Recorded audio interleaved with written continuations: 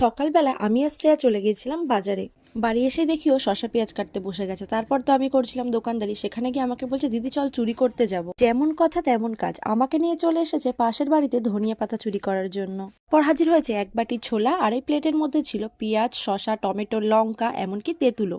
তারপর তো আমি বুঝেই গেলাম ও আজকে করতে চলেছে ছোলা মাখা। এরপরে ছোলার মধ্যে দিয়ে দিল শসা, পেঁয়াজ, টমেটো, পরিমাণ মতো কাঁচা লঙ্কা।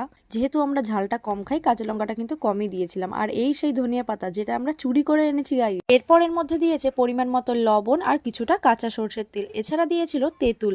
দেখো, তেঁতুলটা কিন্তু আমরা ভিজিয়ে রেখেছিলাম মাখানোর কিছুক্ষণ আগেই।